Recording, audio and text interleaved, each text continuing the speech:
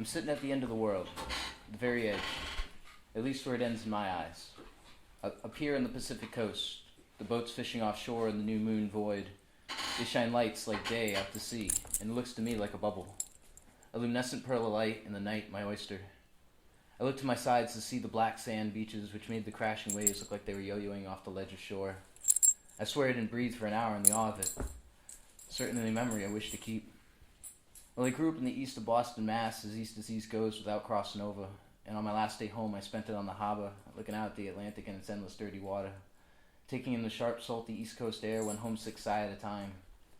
Well, here I am. Arcata, Eureaka, Venice, wherever this is written. Venice, California. I breathe the same, but the air, a little thicker, congested, and my reason's more descript. I sit here and realize you always crave home, not that home's a place, but you're constantly searching for a place to rest, a place to feel welcome in your own skin. Now, looking into emptiness with common reality in my back, I realize that the road isn't much different. Releasing yourself to the mystery before you while relinquishing the past.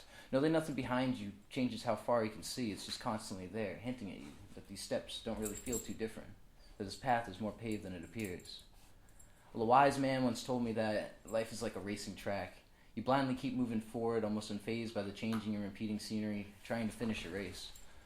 But you always end up circling back to where you started. Mostly this is where they came from. However, here I am, in a reflection where I started my journey, and like any mirror, the seams are inverted, and my lines, though the same, are refracted and hold more gravity, now with a lot more in my rear view. However, the mystery of the road remains unchanged, and the game repeats itself again. I appear so certain, but doubt plagues me for who on the earth wants to replace their displacement. There are many routes on the way, untaken and much scenery unseen, but it's this freedom and love that mean the world to me, and somewhere in that's the home I'm craving. But the problem is I view it as how we see reality, something I'm sure is an illusion, but what anyone of authority has told me was meant to spread this confusion that is confusion. It's just so hard to run parallel to what the whole world sees as true, and it's so hard to believe that near everyone's a fool rather than just you, so why am I at least this sure? Well, because the world's behind me with those thoughts, and sometimes it's not knowing how to live, but simply how not. Well, in the circling, spiraling on my racetrack, I found home again. A place where I'm comfortable in my own skin, but I damn well remember what that wise man said, and that's, well, when you return home, there's just no stopping. So I sit here at the edge with everything I know put in the past, and I look out at the emptiness, and I swear it just laughs. And one thing still bugs me, and that's how so many still see reality like the world is flat. Well, I certainly hand it to the sea that I'd rather look towards the mystery than to ever look back at that. Right on, man.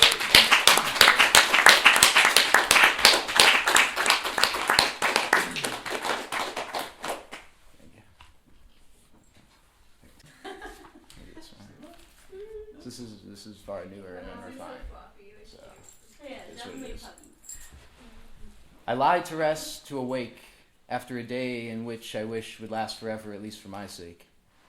Inwardly entranced, silently asking, answered through apophatic explanations, leaves me in the awe of the unknown. I find myself furiously flipping through the tomes, craving conclusions, hoping somewhere between the lines of some tortured minds lies a more vivid view of God. It leads to further confusion, for it has you scouring for a delusion, an image beyond comprehension. To look outside the self just breeds frustration and elation of tension, that again goes beyond mention. For every being of life should once a day admit that words can fail them, and in that moment listen. For something inside resonates with every iota of this instance, but it is natural and instinct, thus often lost as an infant, and it is an inexpressible ability that beckons to be reawakened. I feel even now, floating aimlessly, coasting along at sea, caught in the rift of subtle subjectivity. Cracking open the dream in the broken morning, I once again line my walls with epiphanies as I metaphorically pet my insecurities, holding tight each word relentlessly, knowing that by humming my own melody I will be carried with the symphony into blissful eternity. Understanding to offer the solo sail into infinity is the end of personal suffering. To become a singularity in the sea of awakening, one with the glowing light endlessly, bathed in the warmth of sincerity, to do so in appreciation, genuinely. Lost now in the land where sleep and dreams separate, where who you thought you were evaporates and is replaced with something innate. Also the question of where do we occupy, are we really awake? But you trust the dream, for it tells you to make the best of both, knowing the stakes. Every moment of awareness holds such an unspeakable weight. To know that to know that at any given time we should be someplace, and hopefully not else, regardless of realm. So the trick is to see each blink of an eye as a slight flicker of film. But as for the scenes of sleep, we control the possibilities, therefore no need. For we know we are the dream. In reality, we don't see our divinity, along with nature and fate's interconnectivity with our psyche. Therefore, God is in everything, but more specifically, hidden in life's ineffabilities.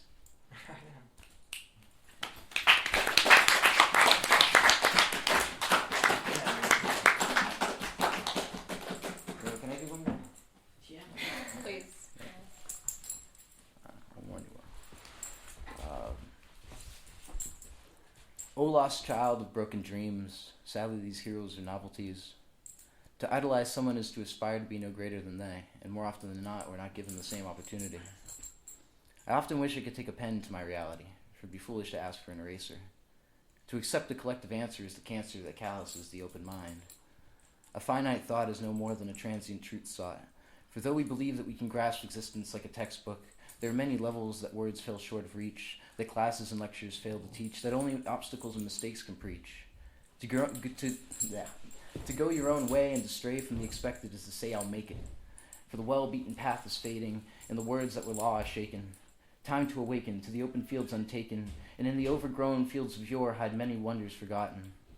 But to walk the paved roads is only to attain that which is known, to see what has been shown, to seize what's already been owned. It'll never leave home. You'll be left on wandering, wondering, however more broken now, for you put your faith in something before and it let you down. Don't leave yourselves at the same crossroads when it's far too late.